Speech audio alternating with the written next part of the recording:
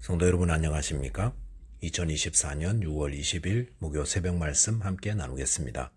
함께 나누실 하나님 말씀은 사도행전 22장 30절에서 23장 11절까지입니다. 본문은 예루살렘 공회에서 행한 바울의 변론을 소개하고 있습니다. 본문을 통해서 성도는 바른 양심을 가져야 함과 성령의 도우심으로 담대하며 위로받아야 함에 대해서 묵상하겠습니다. 첫째 묵상할 내용은 성도는 바른 양심을 가져야 한다는 것입니다. 본문 30절에 보시면 이튿날 천부장은 유대인들이 무슨 일로 그를 고발하는지 진상을 알고자 하여 그 결박을 풀고 명하여 제사장들과 온 공회를 모으고 바울을 데리고 내려가서 그들 앞에 세우니라 하였습니다. 바울을 데리고 온 천부장은 무슨 일로 유대인들이 바울을 고발하려 하는지 그 실상을 알기 위해 공회를 소집했습니다.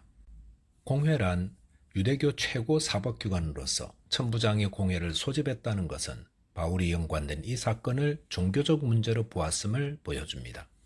본문 사도행전 23장 1절에 보시면 바울이 공회를 주목하여 이르되 여러분 형제들아 오늘까지 나는 범사의 양심을 따라 하나님을 섬겼노라 하거늘 이라고 하였습니다. 공회에 선 바울은 공회 사람들을 향해 여러분 형제들아 라고 불렀습니다. 그것은 자신이 유대인임을 강조하기 위한 말이라 할 수 있습니다. 그러면서 오늘까지 나는 범사의 양심을 따라 하나님을 섬겼다고 하였습니다. 이 범사의 양심을 따라 하나님을 섬겼다는 바울의 이 말은 하나님을 섬기는 모든 성도들이 새겨들어야 할 말입니다. 베드로전서 3장 16절에 보시면 선한 양심을 가지라 이는 그리스도 안에 있는 너희의 선행을 욕하는 자들로 그 비방하는 일에 부끄러움을 당하게 하려 함이라 하였습니다. 여기 보시면 선한 양심을 가지고 행한 선한 일에도 욕을 들을 수 있다 했습니다. 하지만 착하고 선한 양심을 가지고 있다면 더 이상 문제가 되지 않습니다. 디모데전서 1장 19절에 보시면 믿음과 착한 양심을 가지라 어떤 이들은 이 양심을 버렸고 그 믿음에 관하여는 파선하였느니라 하였습니다. 여기서도 믿음과 착한 양심을 가지라 했습니다. 믿음과 착한 양심은 뗄래야 뗄 수 없는 관계입니다. 즉 바른 믿음 생활은 착한 양심이 있을 때 가능하다는 것입니다. 초대교회 바나바는 자기 밭을 팔아 큰 돈을 교회에 헌금하였습니다. 그런데 아무 부작용이 없었습니다. 왜냐하면 그가 양심을 따라 행했기 때문이었습니다. 하지만 아나니아와 삽비라는 바나바를 따라 헌금했음에도 심판을 받게 되었습니다. 그 이유는 그들의 무뎌진 양심이 거짓으로 헌금하게 했기 때문입니다. 바른 믿음 생활을 하려면 착한 양심은 필수적입니다. 본문 2절에 보시면 대제사장 아나니아가 바울 곁에 서 있는 사람들에게 그 입을 치라 명하였습니다. 아나니아가 바울의 입을 치라 명한 것은 그 자신이 비양심적인 사람이었기 때문입니다. 알려진 바에 의하면 그는 거만하고 포악한 성격의 소유자였습니다. 그는 자신이 비양심적인 자였기 때문에 양심적으로 행한다는 바울을 보며 참을 수 없었던 것입니다. 본문 3절에 보시면 바울이 이르되 회칠한다며 하나님이 너를 치시리로다 네가 나를 율법으로 심판한다고 앉아서 율법을 어기고 나를 치라 하느냐 하니 라고 했습니다.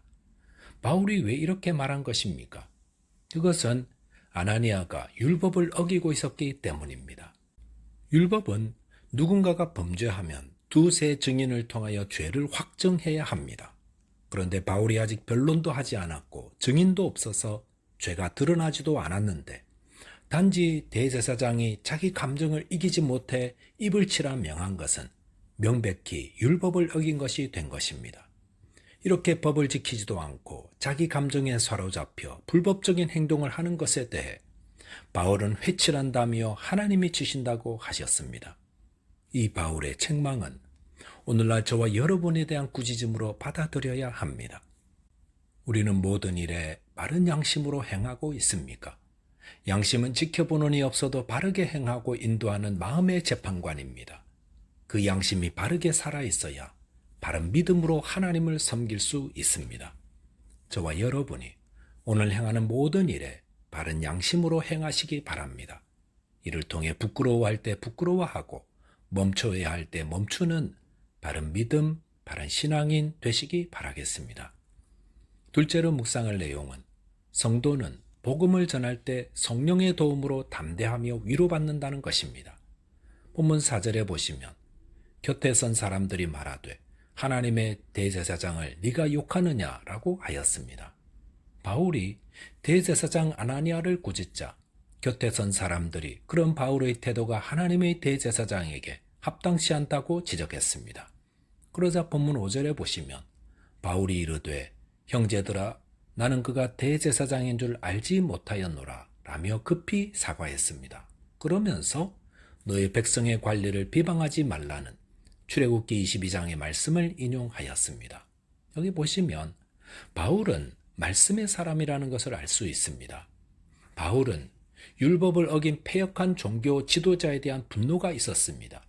하지만 그가 하나님이 세우신 자라는 사실을 알고는 하나님이 그들을 비방하지 말라 했으니 그렇게 하지 말아야 한다는 말씀을 따랐습니다. 오늘날 불의하고 패역한 종교 지도자들에 대한 소식이 들려올 때에 성도는 어떻게 해야 합니까?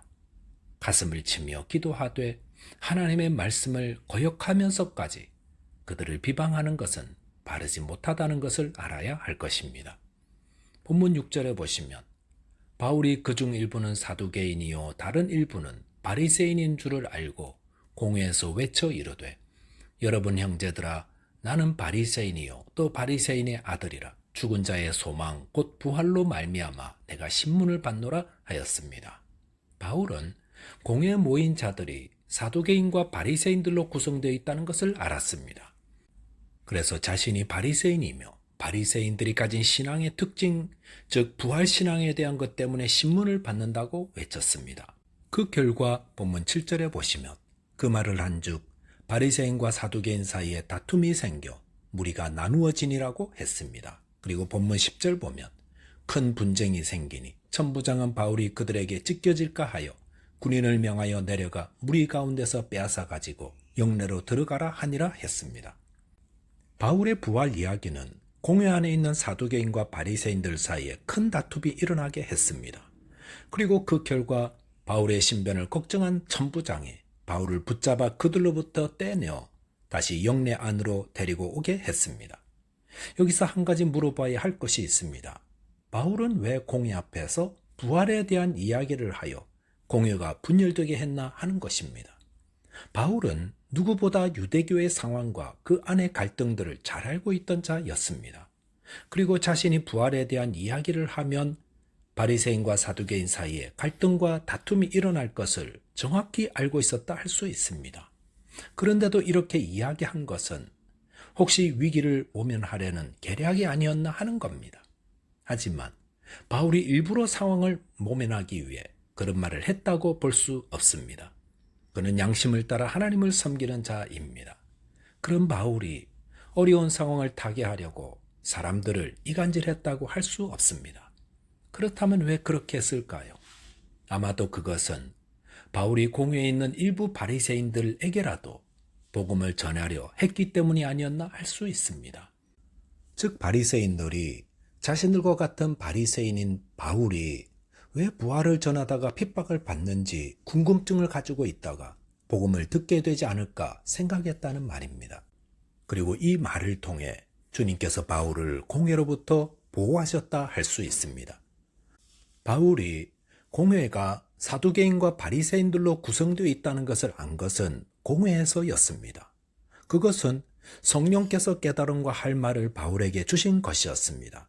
주님은 복음을 전하다가 공회에서 신문 받을 때 성령께서 할 말을 알려주신다 했습니다. 즉 주님은 바울이 공회 앞에서 보호하기 위해 성령을 통해 통찰력을 주시사 지혜로운 말씀을 주셨던 것입니다. 본문 11절에 보시면 그날 밤에 주께서 바울 곁에 서서 이르시되 담대하라 내가 예루살렘에서 나의 일을 증언한 것 같이 로마에서도 증언하여야 하리라 하시니라 했습니다. 주님은 성도가 복음을 전할 때 위로하시고 보호하시며 힘주시는 분입니다. 저와 여러분이 복음을 전파하되 담대하며 성령의 도우심을 받아 승리하게 되시기를 바라겠습니다.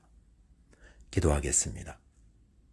하나님 아버지, 저희에게 양심을 따라 주님을 섬기게 해 주시되 복음을 전할 때 성령을 보내어 주셔서 위로하시고 보호하시며 담대하게 해 주옵소서.